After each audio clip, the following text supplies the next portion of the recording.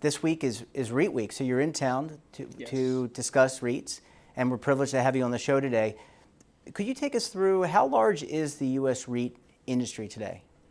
Well, the REIT industry, which began in 1960 in the United States, and has grown considerably over the last 55 years, has an equity market cap for U.S. REITs today of around $1 trillion. And if you look across the entire industry, which includes not only listed real estate REIT companies, but also public non-listed REITs and then private REITs, and you aggregate their assets, today they basically control gross assets of around $3 trillion. So we're talking about a major part of the U.S. economy, certainly a major part of the real estate markets, and a significant investment opportunity. And there are significant investment opportunity across a wide range of funds. Really, you have endowments, foundations, and in the business that I'm in, retirement plans. Absolutely. There's a tremendous amount of breadth across the real estate business, the real estate industry, both domestically and globally. So we at NAREIT partner with Grupe, based in London, one of the largest worldwide index providers, to calculate benchmarks of the performance, equity performance of listed REITs in the United States. And we also partner with Grupe and the European Public Real Estate Association, or EPRA, to calculate a global real estate index.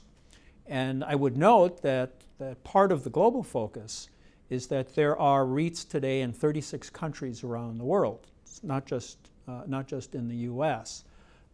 So there's tremendous breadth geographically.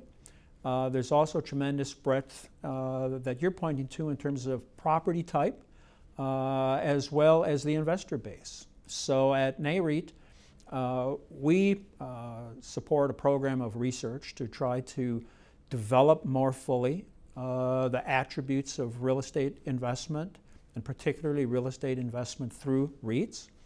And we have a team that reaches out to investors, goes around the country, mostly inside the U.S., sometimes outside the U.S., to meet with plan sponsors, public side, corporate side, endowments, foundations, investment consultants, investment advisors, investment managers, product developers, to communicate to them that record of performance and the attributes and economic footprint of real estate and listed real estate in the U.S. and around the world.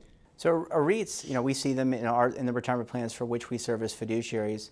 They have smaller to mid-size allocations. In your estimation, they're appropriate though for U.S. retirement plans, and they're also seen as a diversifier, are they not? Oh, absolutely. The broad perspective across the investment community, as well as the research community, and I think well articulated by Burton Malkiel in his book Random Walk Down Wall Street many editions ago, is that there are sort of four fundamental major asset classes: stocks, bonds, real estate, and cash. And real estate today is an investment opportunity in both public and private markets. And REITs, real estate investment through REITs, represents a crossing of those two footprints, so that REITs represent real estate investment, but real estate investment through the listed markets. And that investment brings with it the traditional sources of diversification that you refer to. And the investment literature is, for the last 20 to 30 years, has consistently revealed the benefits of developing well-diversified portfolios, having exposure to all of the major asset classes, and that one of those asset classes is real estate investment. And for for many organizations, institutional investors, and certainly for many individual investors like you and I, the most efficient and effective way to have that exposure in our portfolios is through the listed market, and in this case through listed REITs. Are REITs, so thinking about the average investor or even an institutional investor, are REITs purchased as an investment or really as an income stream? What's the, or both? I mean, maybe that's well, really I a choice. think, sure, I think the answer really is both, because if you look at the historical performance record of REITs compared to, say, fixed income or other equities, right? What you'll find, and what we find in the data, is over, let's say, the last 20 years, all right, the compound annual rate of return on listed equity REITs, those REITs that invest in property, is about 150 to 200 basis points above, let's say, the S&P 500. So it's a competitive investment. REITs provide competitive investment returns.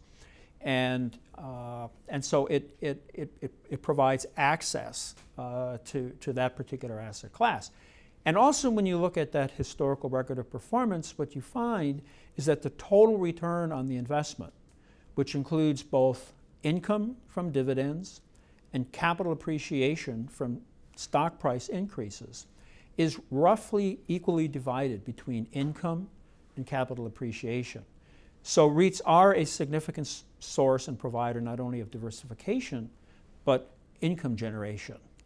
And one of the reasons why they provide such a high level of income is that under the US REIT rules, REITs are required every year to distribute at least 90% of their taxable income back to their shareholders. In fact, most all of the companies pay out 100% of their taxable income to their shareholders. And that's what helps drive those high dividends.